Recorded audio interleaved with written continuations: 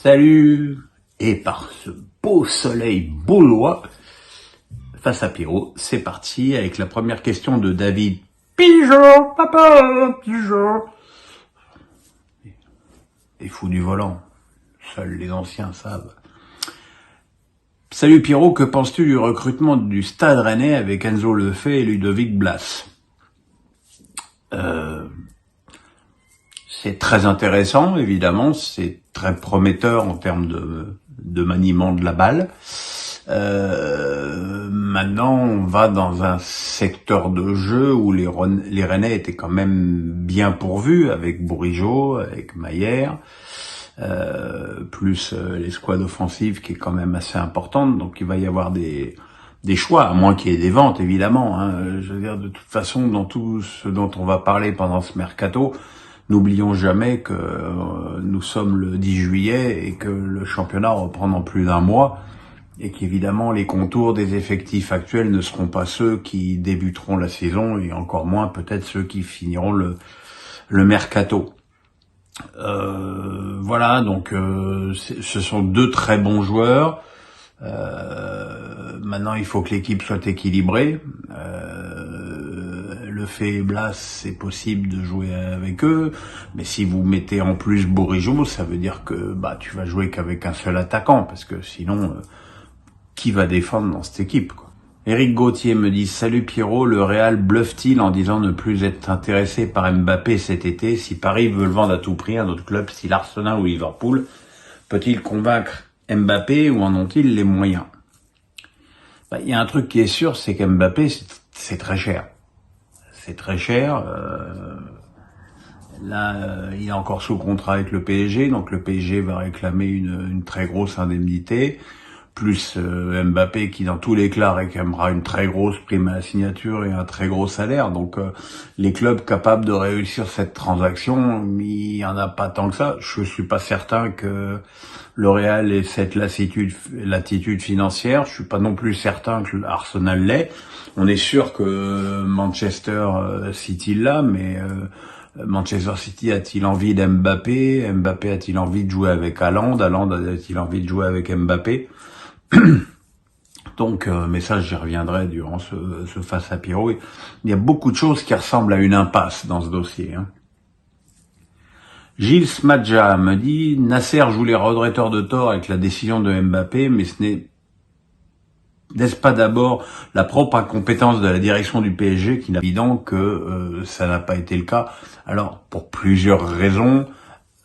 D'abord, ne l'oublions jamais, l'accumulation de blessures en défense, où il y a eu entre Nuno Mendes, Kimpembe et Mukiele des joueurs absents de longue durée dans ce secteur si important et qui a coûté si cher au club aussi. Il y a eu le facteur Coupe du Monde, je l'ai dit déjà, 7 joueurs du PSG fortement impactés par ce mondial pour des raisons différentes.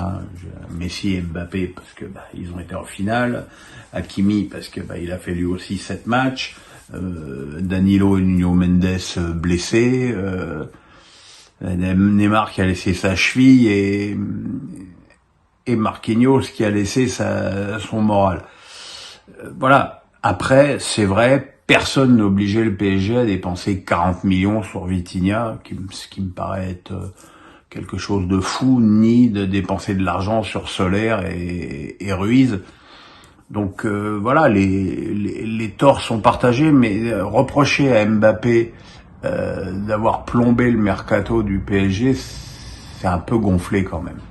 Éric Gauthier me dit « En regardant un nouveau Wimbledon et en le comparant avec des résumés d'il y a 20 ou 25 ans, ce sont plus les mêmes tournois, les terrains ont considérablement ralenti. Est-ce pour cela qu'il y a de moins en moins de purs attaquants sur le circuit tel Federer ou serveur volleyeur ?» C'est vrai qu'aujourd'hui c'est quasiment impossible de faire service volley parce que tout a évolué dans le tennis. C'est sûr que tu regardes même Borg McEnroe, t'as l'impression de voir un match de 32 aujourd'hui, quoi. Mais pourquoi?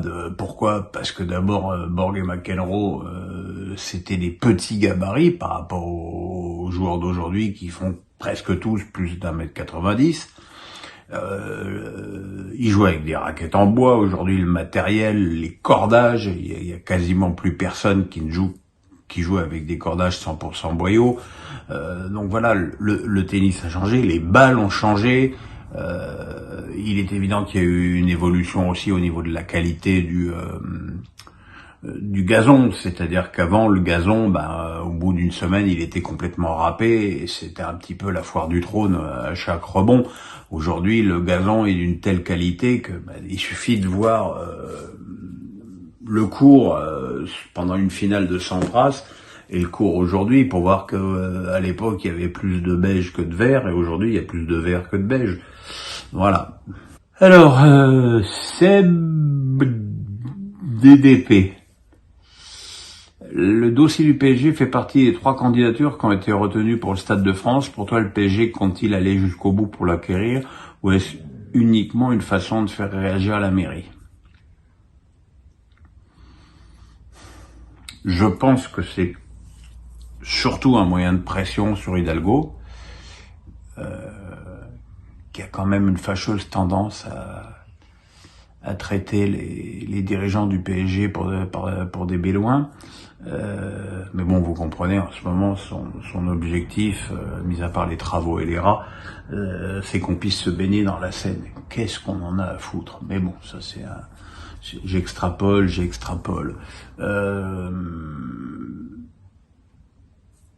Je pense que, en plus, avec l'ouverture du centre d'entraînement de Poissy, le PSG, au niveau de ses équipements, rentre dans une nouvelle ère et que très rapidement, ils vont se retrouver à l'étroit au Parc des Princes.